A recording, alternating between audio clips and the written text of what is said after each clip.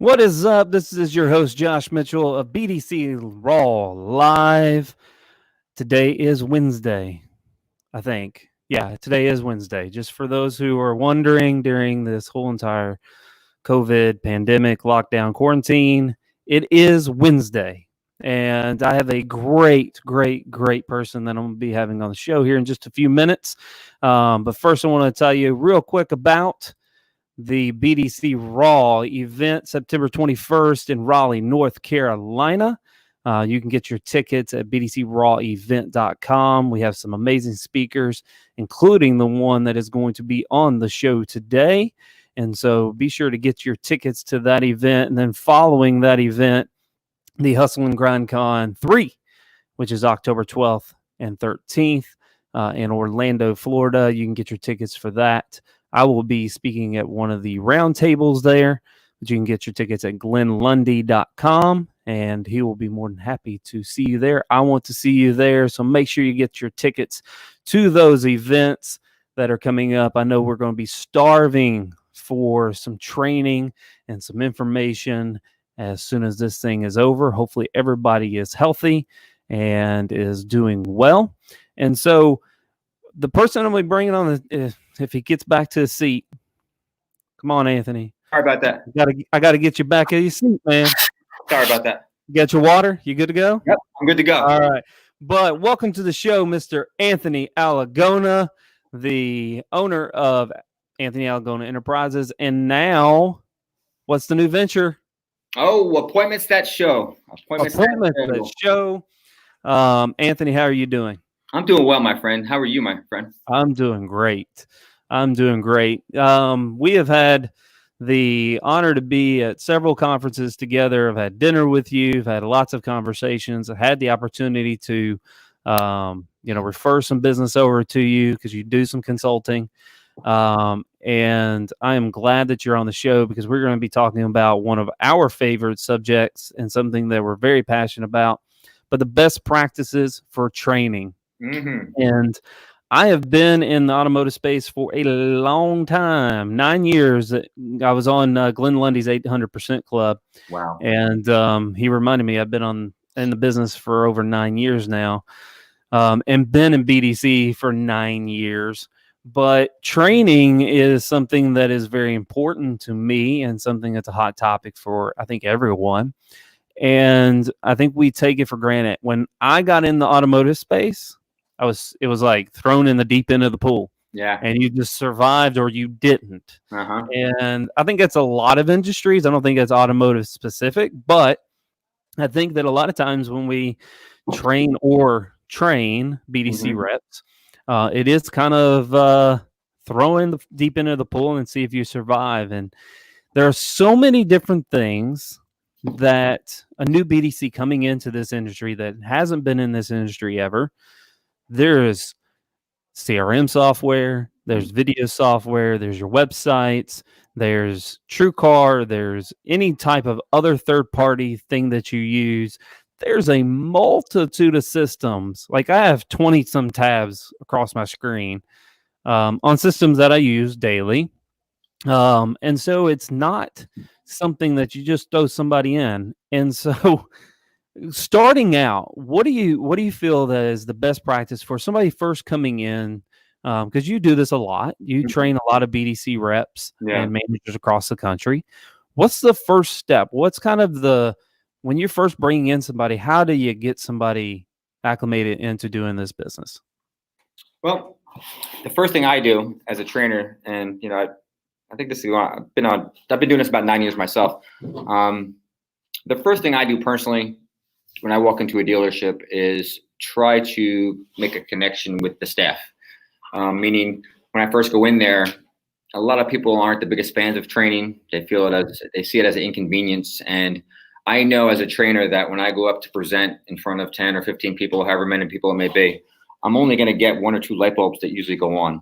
Mm-hmm. I need to get the people to buy into the training, but more importantly, I need to get them to buy into me.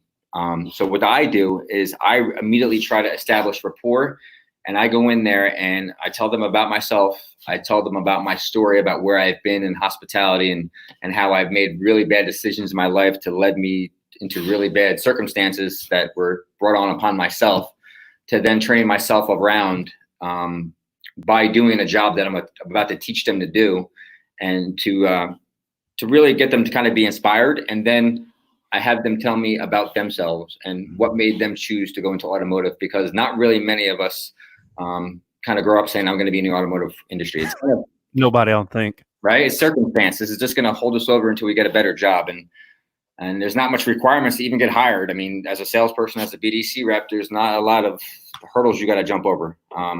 So I really try to get them to tell me why they joined into the automotive space, and then say, listen, this is my track record. This is what I've done. And I'm not your trainer first. I'm your friend first. And you're going to be your trainer second. And our success is interdependent on each other. If I can make you successful at your job and make you really effective, that's going to reflect upon me and my services, which is going to get me more work. So this is why I try to really separate myself as a trainer by becoming people's friends. And you'll know that anybody I've ever trained has access to me 24/7. There's not one person I've ever said, no, I'm not going to talk to you because of a certain situation. So the first step is making them your friend and being genuine about wanting to help them. Yeah, I think it's, coming into this, it's a very, if you're in a BDC where it's kind of the call center setup, it's very intimidating. Because number one, you're in a room full of people that are listening to you and are going to critique you or make fun of you, so to speak. And so it is kind of a very intimidating room to come into. And, when I'm training people at the very beginning, I want to let them know that, I've been there, done that, still can, still will. I like that. And the other part of that is you are going to screw up. And it's okay to, I can't tell you how many videos I've shot that I was like, you sound like an idiot. Or how many times I've listened to myself on the phone and go, where were you even going with that? And so I have to let them understand that it ain't going to happen overnight. You're going to get better over time, and that you're going to screw up, and it's okay. Absolutely. I think that's the biggest thing, is everybody's afraid of making mistakes. And I tell people that if you aren't making mistakes, you're not trying hard enough. Exactly. I think that's the biggest thing. Make mistakes, fail forward, because if you're not, you're playing it safe, and you're making more mistakes by playing it safe.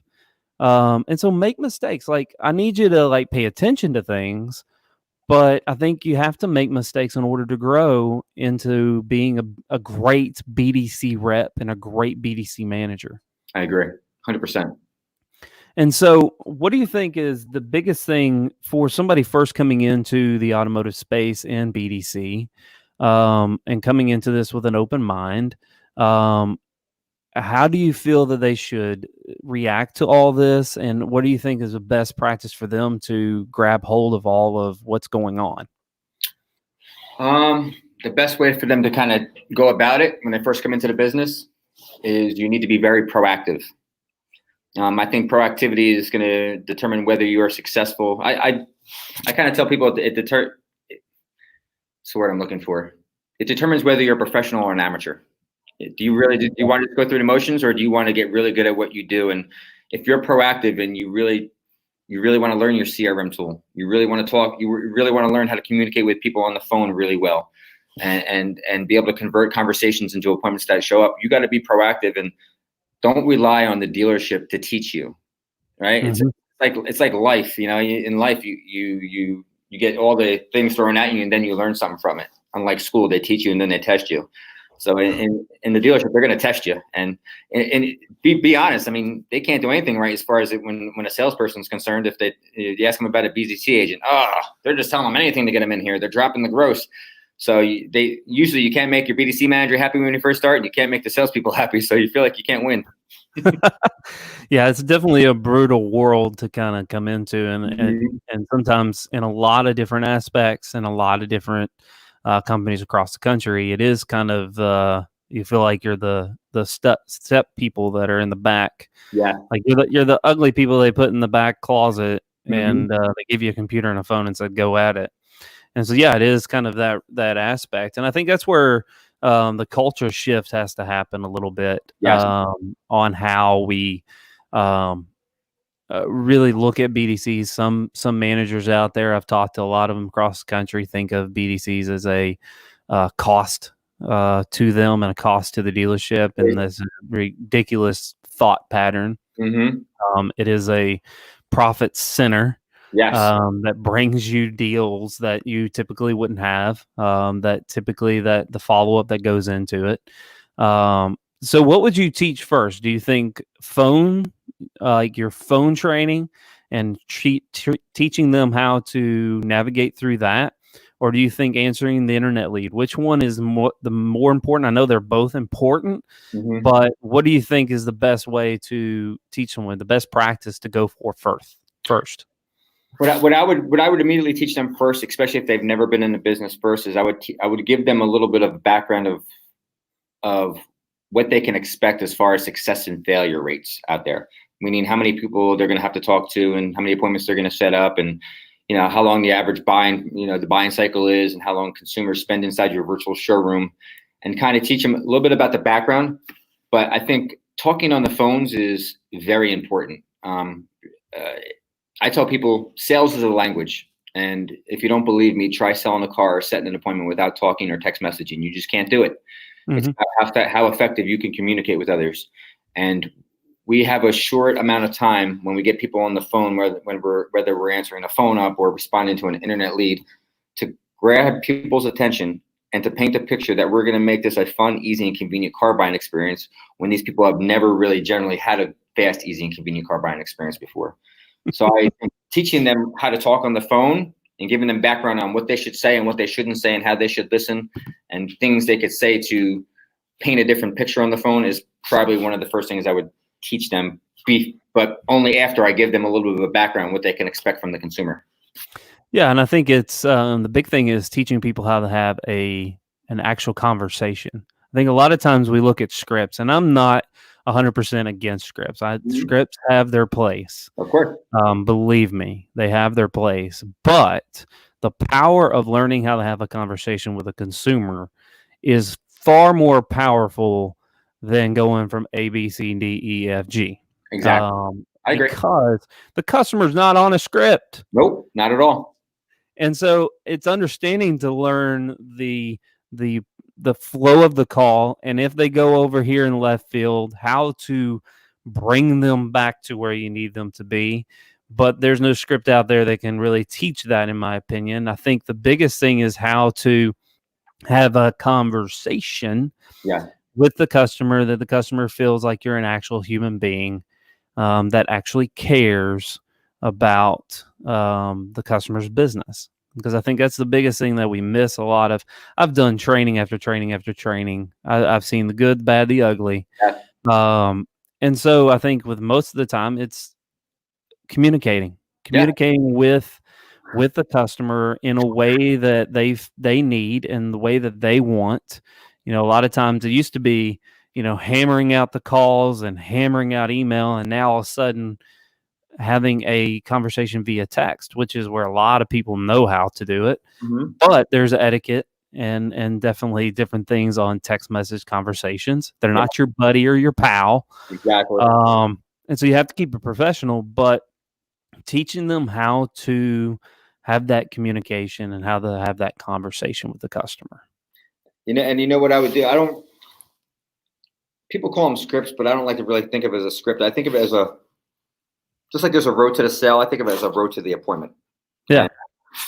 And when I tell people, when I go into dealerships and when I teach them, I say, listen, I'm going to give you a phone script at first. As a matter of fact, I've kind of went against that. And I said, we could do two things. I can either give you a phone script or you can create your own phone script. And what I really want them to do is create a process of topics that they need to touch somewhere in their conversation.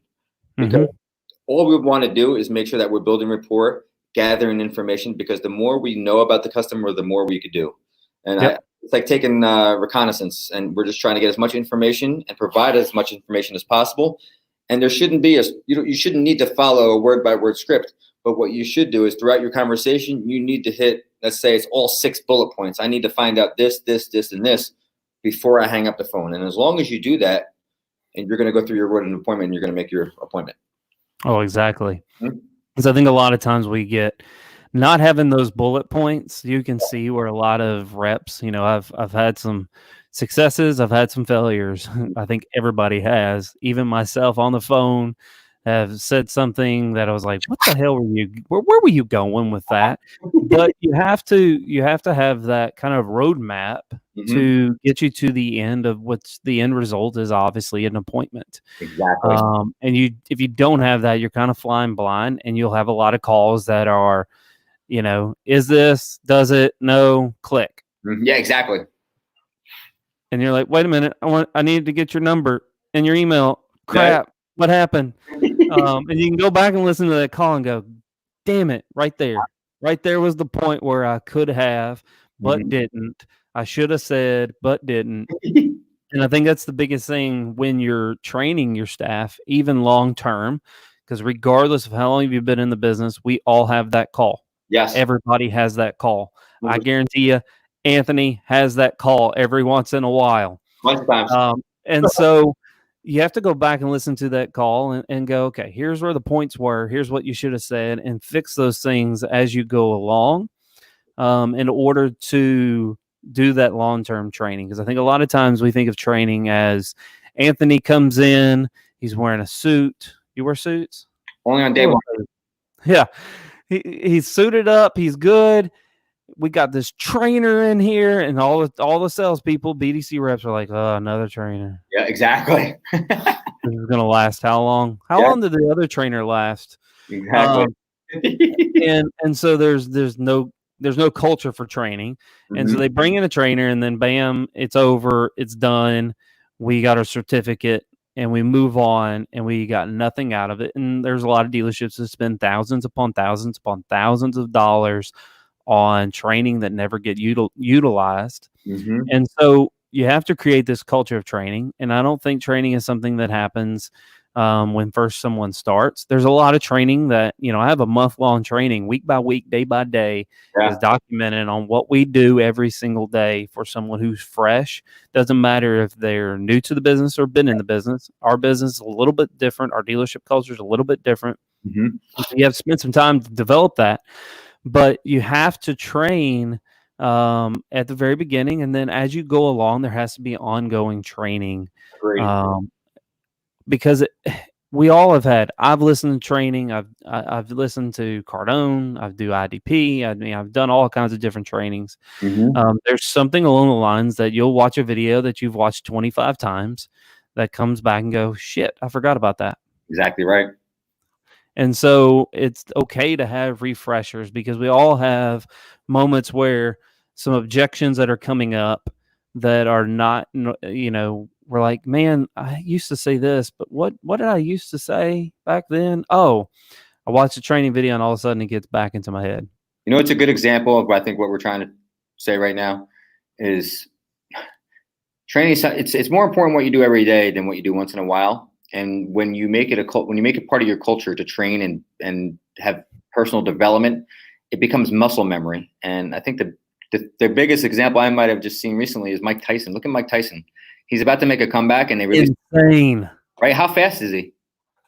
He's a beast. And Holyfield just showed his video just recently. Exactly. Not as fast. But these guys, it's the muscle memory of them doing it every day. It's every day. That's how you become a professional at what you do. And this is why there are top performers in our industry that do numbers that we can't even comprehend. It's because they take the initiative to better themselves every single day. They're not the type of people that hit their number and then let their foot off the brakes and say, okay, I made my money for the month. They want to keep pushing the envelope, Exactly. And what would you say to like the BDC director who's sitting here, maybe watching this on the replay or listening to it on the podcast style, on how to train every day with their staff? Because I think that's the biggest thing that, we have so much going on. Sometimes training's the last thing that we think of. Absolutely. So give me some thoughts on how, as a BDC manager director, that I can create that culture around my group that we train every single day.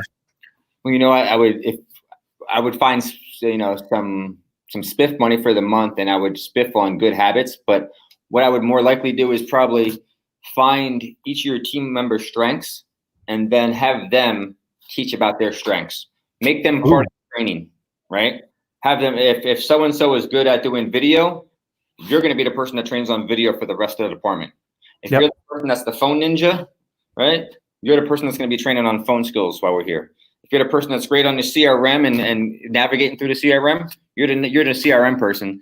That makes them part of the training and makes them feel responsible. And just like they say, when you learn something, if you teach it right away, you're going to retain it better. Yeah, I think that's a good idea for a lot of people too, because I think we're always looking for, and I think most people in our industry and other industries are looking for other avenues for them to grow. Mm-hmm. And sometimes we're as managers, we're like, but if I teach them how to do that, or if they're better than me at phone skills, or they're better than me at this, then maybe it's my job that they're coming after. Yeah. And they get scared to death of it. But that's not the case, guys. Nobody's out to get you. And so I think it really brings everybody together, and it gives everybody the opportunity to really show the success of the department through being that guy or gal that's the person for this. Like, I'm not best at writing scripts or not really writing scripts, but not writing like templates and those things. I'm not the greatest. I can come up with a great idea, and I need somebody else to go and put the fine tuning. Me too.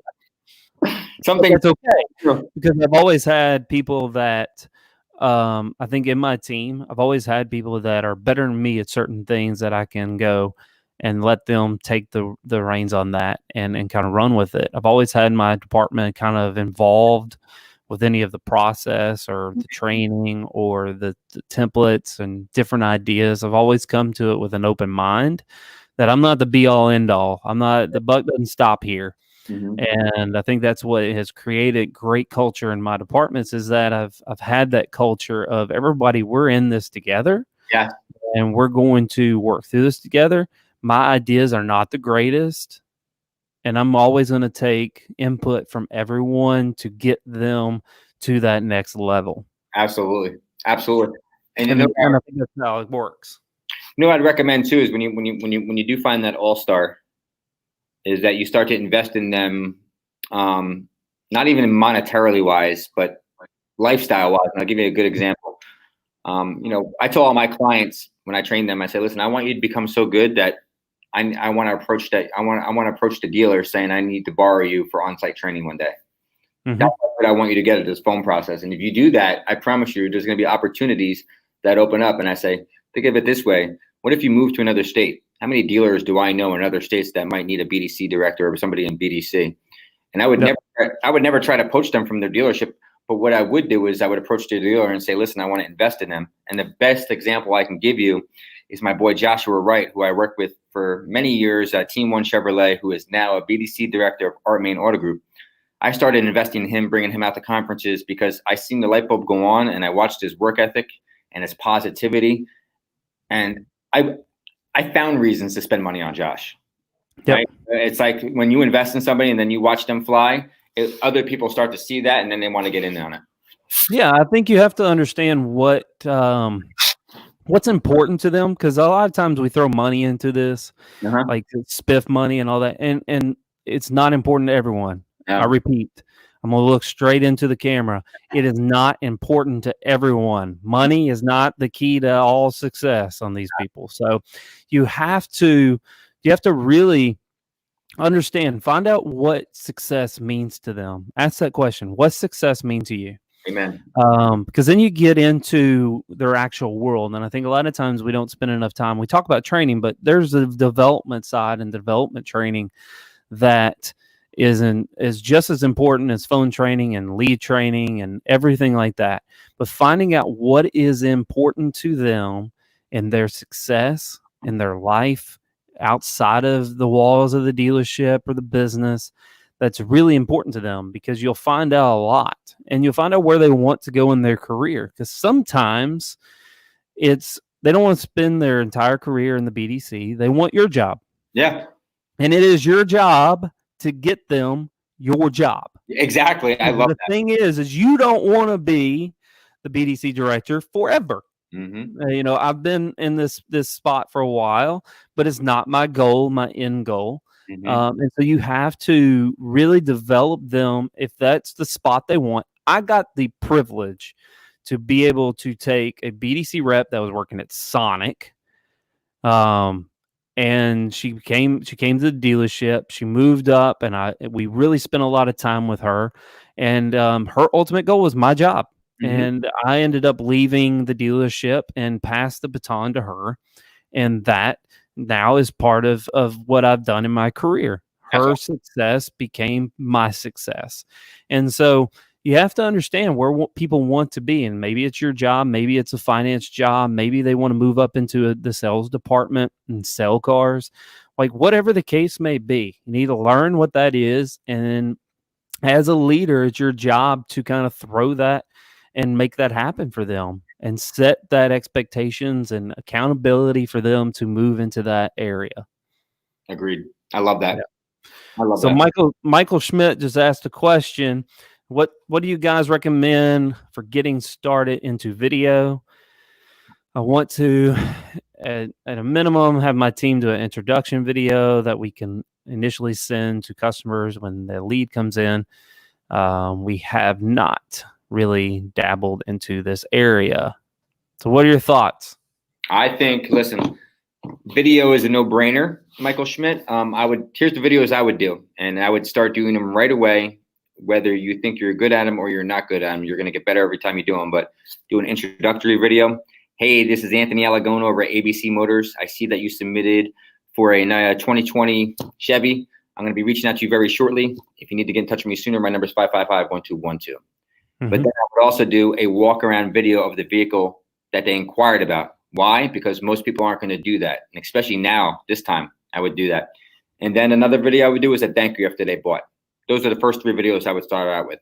Introductory, walk around, and then the thank you. Yeah, I think it's a lot of times we overcomplicate video. Anything you can say via email, via text, via phone call, you can say through a video. And a lot of times, one of the ones that I threw out there is when a customer talks to you on the phone, you have a conversation with them. And maybe you need to kind of recap that. Maybe it's appointment that you set. Maybe it's vehicle information they requested, anything of that sort. Or maybe you just thought of something. Yeah. Maybe the vehicle didn't work out and you digged a little bit harder and you found one that might actually work and you want to throw that back out there. And so it's a real quick 20, maybe 30 seconds of just recapping the call. Thank them for having that conversation with you.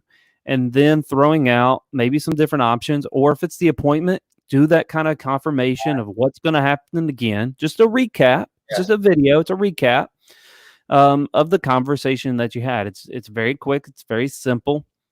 And I think it's very easy. Another one, as BDC directors and managers out there, one that I have that I kind of put into our flow of things that is an automated email. I don't record it every day.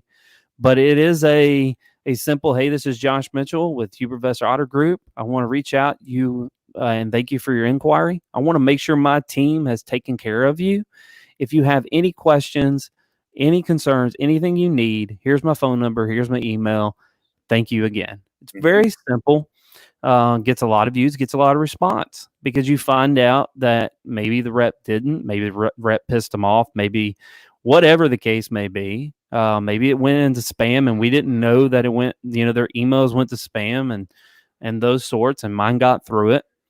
But it's a way to show that you're there and you care. And I actually care. I want to know. And another video, because a lot of sales managers, it'd be great for the sales manager to do it, but if the sales manager is the one that pissed them off, don't really want to send that video. But if a customer comes in, doesn't buy for whatever reason, doesn't matter. They come in the store, they don't buy. And it's just a simple, from BDC manager's perspective of, hey, I saw that you were in our showroom. I want to make sure that we took care of you and we met your expectations. For whatever reason, we didn't meet your expectations. If we did something wrong, please let me know. Mm-hmm. And what you find with that type of video, that email, is that number one, they're going to tell you exactly what went wrong, exactly why they didn't buy, exactly what needs to be done. Exactly. Because they may not, if the salesperson emails them, the salesperson kind of knows why they didn't buy. Salesperson kind of knows why they didn't do certain things. And so maybe they don't like the salesperson and they just don't have the guts to tell the salesperson, I just don't like you. I don't want to buy a car from you. Yeah. And so, but it allows you as a dealership to find out like what the real reason is. Mm-hmm. And you can re-engage that customer and get back in front of them to ultimately sell a car and earn their business. So that's a good one. I love that one. Video is powerful. And Michael, reach out to Chad Morgan from QuickPage. Yeah, there's a lot of great ones out there. A lot of great video platforms out there that you can use. Co-Video, QuickPage, BombBomb. There's some great video softwares out there. If your CRM is like Drive Centric, Steve's on here. They have video. It's amazing software that they have in there. I love that. Steve, I'm kissing your ass right now, Steve. So you better like this and share this. Share this out, Steve. At 31 minutes 54 seconds, this conversation, I was kissing your ass. So, but it's some great softwares out there for video and for training and for different things on that. So, but video is a powerful thing, and it's something that you have to ease into. You can't just all of a sudden be like, we're doing 20 videos per person. Mm-hmm. Yeah, good luck with your 4 videos, possibly, maybe, fingers crossed, that actually got sent out. So to kind of recap all this, like, and for anyone who wants to reach out to you, obviously your new gig is going to be up June 1st. Yeah. Any way that if anybody needs your help, yes, for any type of training, KPIs, any type of thing, how can they find you and reach out to you? You can find me on Facebook at Anthony Alagona. My phone number is 732-456-0753. You can also find me at anthonyalagona.com or email me alagona812@gmail.com, and I'll definitely make time for you. So you got lucky with the name of Anthony Alagona because there's probably not a lot. So you got the .com pretty easy. You aren't kidding. Well, you got it early. I don't know which one it was. Early, or was it just easy? There's actually another Anthony Alagona that lives in New York, believe it or not. I never thought that was possible, but there is. Yeah. I looked it up. But Anthony, I want to thank you for being on the show. I want everybody to reach out to him if you have any questions. Reach out to me. Obviously, I'll be here to answer any questions, help you in any way that I possibly can. Thank you so much for tuning in, and thank you, Anthony, for joining me on the show.